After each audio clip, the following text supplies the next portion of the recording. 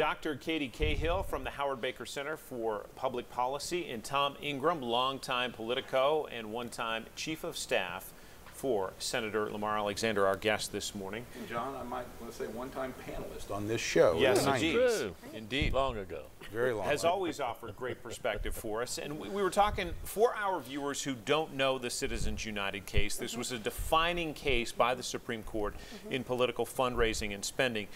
For both of you, just dive into that history, because I think it will be instructional for people who aren't familiar with it. So the Citizens United case was decided in 2010 in a 5-4 decision. And essentially what it established was that political donations are tantamount to free speech. And so that the government could not regulate whether or not corporations or organizations could spend their own money to support a particular candidate. They did distinguish that they couldn't give the money directly to the candidate's campaign, but they can spend their own money to create ads or do other sort of support activity. And I think a lot of people decided pretty quickly it was a terrible decision.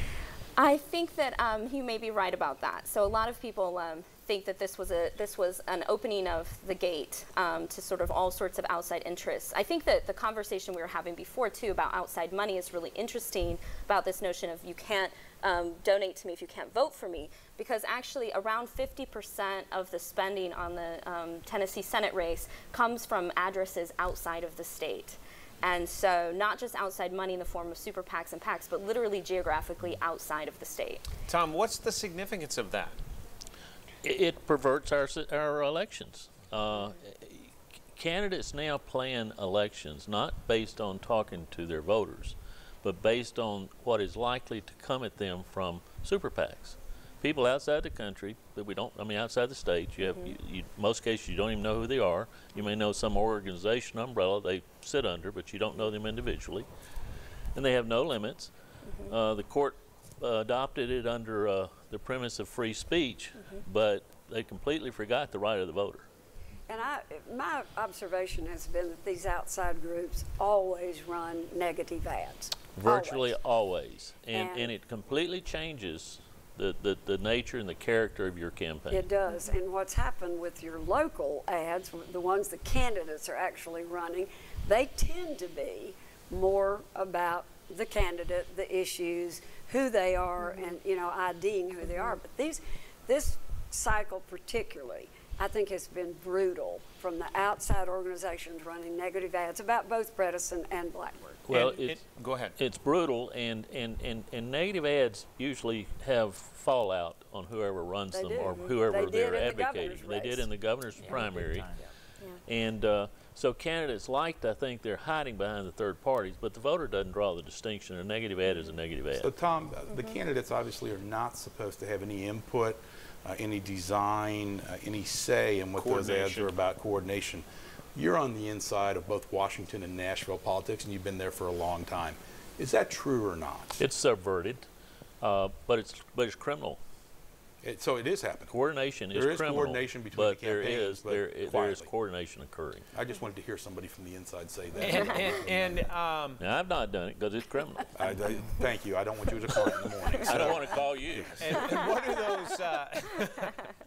What do those negative ads tend to drive voters to the ballot box or away from the ballot box? It depends. I've seen it do both. But this state in the gubernatorial primary rejected and backlashed against negative advertising more than I've ever seen occur. I mean, it actually took out 2 candidates who were the original front runners in the gubernatorial primary. Can we talk specifics about this Senate race, because it is obviously the biggest in terms of the pot of money?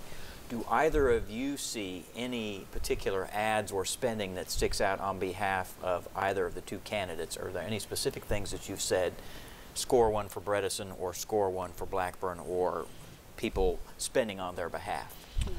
I think Bredesen's first ad was pitch perfect, where he said, I'm not running against Donald Trump, I'm running for Tennessee.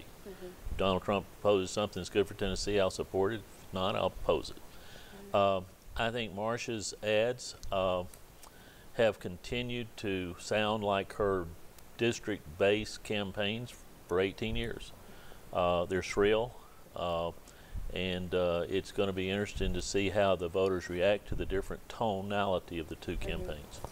What I think is really important for everyone to know is that when you get to the end of an ad and it says not approved by any candidate or candidates committee, that means that that ad was paid for by a super PAC.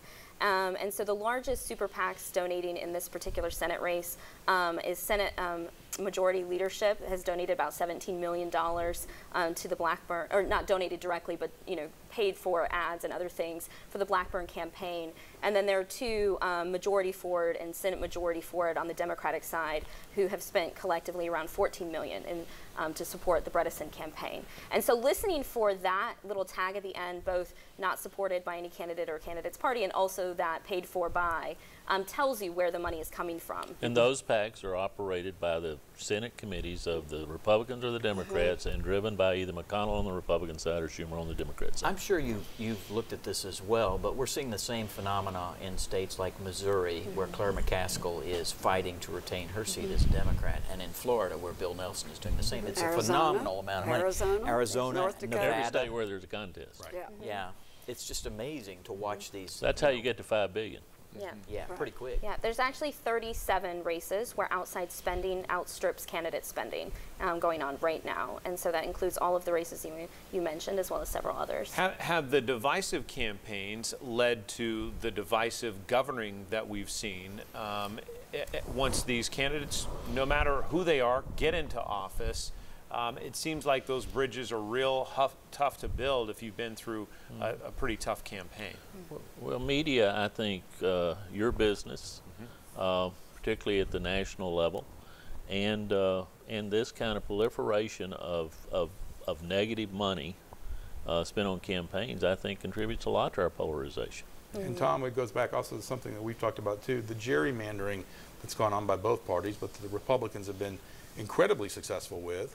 But it really creates situations where the fringe gets a lot more control, and then it creates a much wider gap. Well, it's created a situation where primaries primaries are usually the race in a lot of places, Right. and which is not healthy for our democracy either.